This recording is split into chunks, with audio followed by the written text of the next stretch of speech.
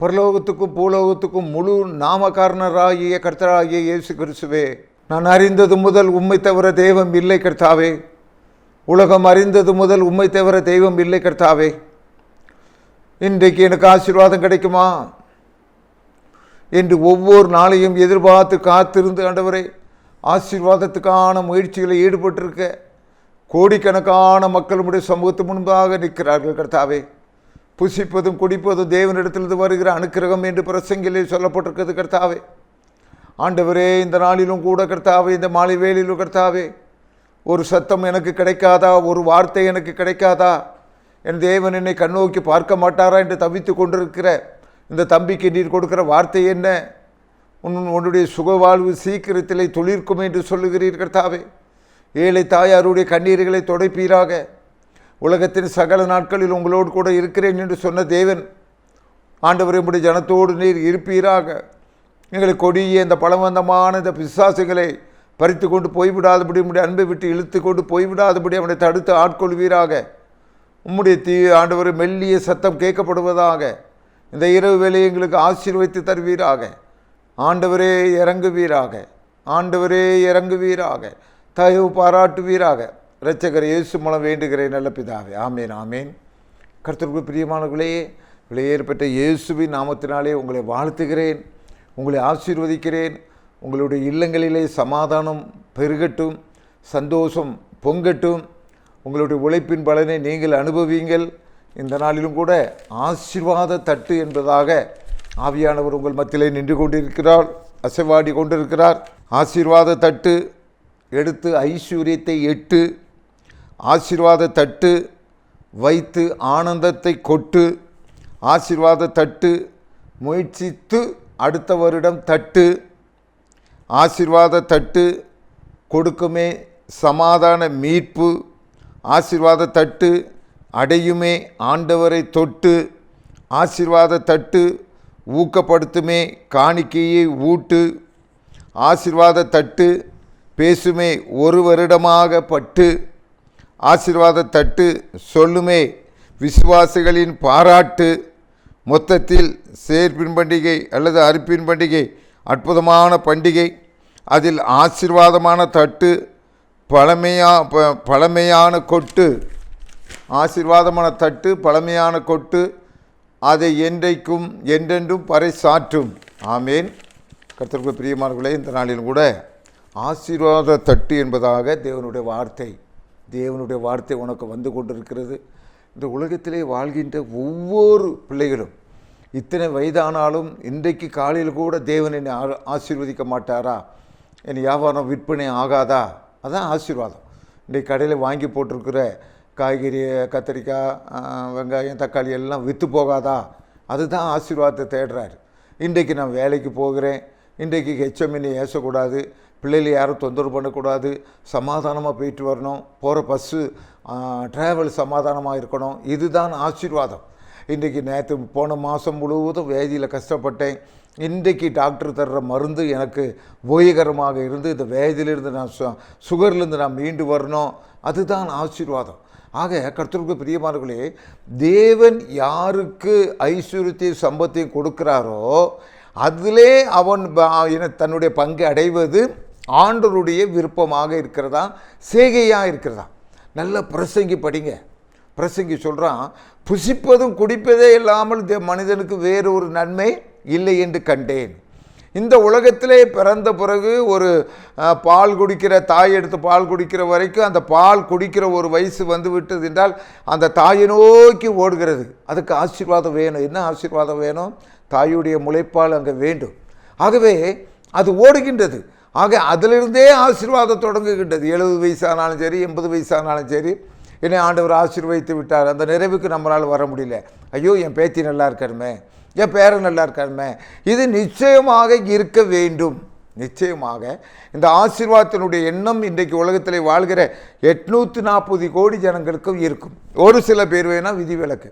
ஆகவே கர்த்தருக்கு பிரியமானவர்களே, திருச்சபைகளில் என்ன செய்கிறார்கள் என்றால் ஆசீர்வாத தட்டு என்று இந்த சேர்ப்பின் பண்டிகையிலே அறுப்பின் பண்டிகையில் வைக்கிறார்கள்.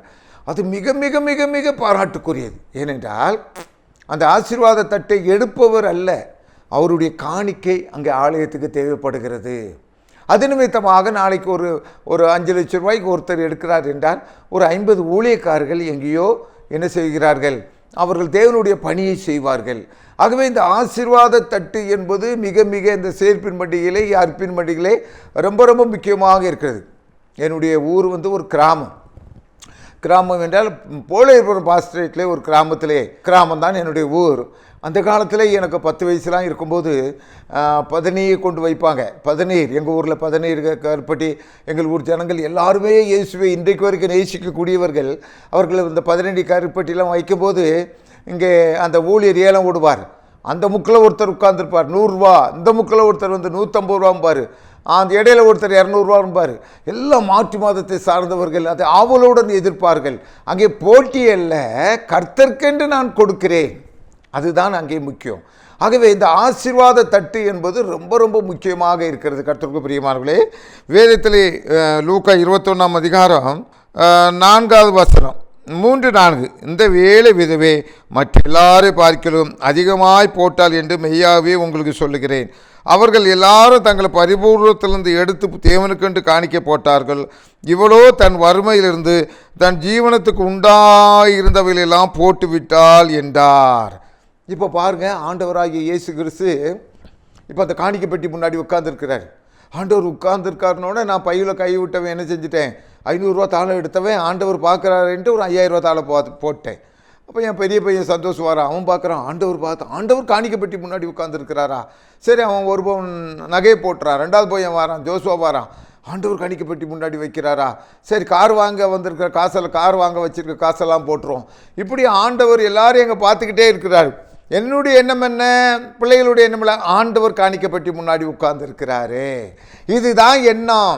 ஆனால் அன்னைக்கு ஆசீர்வாத தட்டை ஆண்டவர் யாருக்கிட்ட கொடுத்தாருன்னா, இந்த ஏழை விதவினுடைய 2 காசுக்கு தான் ஆசீர்வாத தட்டு போச்சு.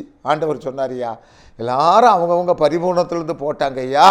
இந்த ஏழை விதவை என்னையும் பார்க்கல, நான் உட்கார்ந்துருக்கிறத அது பார்க்கவே இல்லை. மேலே இருக்கிற பிதா யெகோவாவை பார்த்துச்சு. அடுத்த நாள் சாப்பாட்டுக்கு வழி இருக்குதோ இல்லையோ, அன்றைக்கு செய்தி நம்ம பெனட் செல்வின் ஐயா ரொம்ப அருமையாக செய்தி கொடுத்துட்டார். ஜாய் டிவி ஓனர் ரொம்ப அருமையாக கொடுக்கறத பற்றி செய்தி கொடுத்துட்டார். இந்த அம்மாவுக்கு அப்படியே தாங்க முடியல. இந்த உலகத்தில் நம்ம கடவுளுக்கு கொடுக்குறதுக்கு என்ன இருக்குது, கடவுள் நம்மகிட்ட என்ன கேட்குறாரு, காபி டீயை கேட்குறாரு, காசை தானே கேட்குறாரு, அது இன்னொரு ஊழியக்காரர் உருவாகிறதுக்கு தானே கேட்குறாரு. பெனட் செல்வின் ஐயா எவ்வளோ அழகாக பேசுனாங்க. அப்படியே இருந்த காசெல்லாம் போட்டுட்டு நான் நிச்சயமாக சொல்கிறேன், அடித்து சொல்கிறேன், அந்த ஊரில் ஒரு 5 வருஷத்துக்குள்ள அந்த அம்மா தான் கோடீஸ்வரியாக இருந்திருப்பாங்க. இவ்வளோ ஆசீர்வாத தட்டை தூக்கிட்டா ஐயா. ஆண்டவர் சொல்கிறார், அந்த ஏழை விதவை தான் ஐயா ஆசீர்வாத தட்டை அன்றைக்கி தூக்கிட்டு போனா ஆண்டவர்கிட்ட இருந்து. இதிலிருந்து என்ன தெரிகிறது என்றால், உன்னுடைய பரிபூர்ணம், உன்னுடைய விசுவாசம், உன்னுடைய தாழ்மை. ஐயோ, ஆண்டவருக்கு என்று கொடுக்க எனக்கு இப்படி ஒரு கிருபையை தேவன் கொடுத்திருக்கிறாரே, அந்த எண்ணம் தான் ஐயா மேலாக இருக்கணும் ஐயா. ஆசீர்வாத தட்டு ஆண்டவரே, அதுக்கு யாரும் தடை வந்தாலும் அது கர்த்தருக்கு அவங்க கணக்கு கொடுக்கணும் ஐயா. ஆசீர்வாத தட்டுடைய மகிமை தெரியுமா உங்களுக்கு? நான் ஒரு ஈசிஐ திருச்சபையில் இந்த சேர்ப்பின் பட்டிக்கு செய்தி கொடுக்க அழைக்கப்பட்டிருந்தேன். இது ஒரு 10 வருஷத்துக்கு முந்தி. அப்போ ஒரு ஐயா நால்கேரில் இருந்தாங்க, இப்போ இல்லை, சிறுதீர்னு அவங்க பேர். அப்போ அந்த ஆசீர்வாத தட்டை எடுக்கிறதுக்கு அவங்க முயற்சி பண்ணுறாங்க. ஒரு மாடியிலிருந்து இறங்கி ஓடி வராங்க. எனக்கு அவங்க கொஞ்சம் பொருளாதாரத்தில் வீக்கு. அப்போ இந்த ஆசீர்வாத தட்டை எடுத்தால் இவர் மாட்டிக்கிடுவாரே, ஏன் இந்த ஆசீர்வாத தட்டை எடுக்கிறதுக்கு ஓடி வர்றாருன்னு நான் எதிர்த்தாப்போ ஓடுறேன். ஆவியானவர் பேசுகிறாரு, பேசாமல் உன் இடத்துல போய் உட்காரு. அவர் என்ன, உனக்கு அந்த வேலை இல்லை. ஆவியானவர் பேசுனது அன்றைக்கி நான் கேட்டேன். என் இடத்துல உட்காந்துட்டேங்க. அன்றைக்கி அந்த ஆசீர்வாத தட்டை பொருளாதாரத்தில் கொஞ்சம் பேக்கில் இருந்தார். அந்த ஐயா தான் எடுத்தார். பாருங்கள், எடுத்தாலும் ஒரு லட்சக்கணக்கில் 10,000 ரூபாயா அது கட்டி முடிச்சிட்டார். என்ன செஞ்சார், 5வது மாதம் தவணை 10,000 ரூபாய் கட்டுறதுக்குள்ள நீண்ட நாட்களாக நடைபெறாமல் இருந்த அவளுடைய மகளுடைய திருமணம் சிறப்பாக நடைபெற்றது. இன்றைக்கு 2 பேர பிள்ளைகளோடு அவர்கள் இருக்கிறார்கள், அந்த குடும்பத்தார் இருக்கிறார்கள், அவருடைய துணைவியார் இருக்கிறார்கள். எவ்வளவு அழகாக ஆசீர்வதித்தார் தெரியுமா? ஆக கர்த்தருக்கு பிரியமானவர்களே, இந்த ஆசீர்வாத தட்டு என்பது உன்னுடைய வீட்டில் இன்றைக்கு கதவை தட்டி கொண்டிருக்கிறது. நீனும் ஆசீர்வாத தட்டை பெற்றுக்கொள்ளலாம். எப்படி ஆசீர்வாத தட்டை பெற்றுக்கொள்ளலாம்? மாற்கு 6:41 சொல்கிறது, நீங்கள் கிறிஸ்துவின் உடையவர்களாக இருப்பதினாலே உங்களுக்கு ஒருத்தன் ஒரு கலசம் தண்ணீர் கொடுக்கிறவனோ அதன் பிரதிபலனை ஆசீர்வாத தட்டை அடையாமல் போறதில்லை. உன் வீட்டுக்கு இன்றைக்கி ஆசீர்வாத தட்டு வந்திருக்குது, உன் தொழிலில் ஆசீர்வாத தட்டு வந்திருக்குது, உன் உத்தியோகத்தில் ஆசீர்வாத தட்டு வந்திருக்குது. ஆகவே கர்த்தருக்குள் பிரியமானவர்களே, ஆசீர்வாத தட்டு உனக்கு வீட்டு கதவை தட்டி கொண்டிருக்கிறது.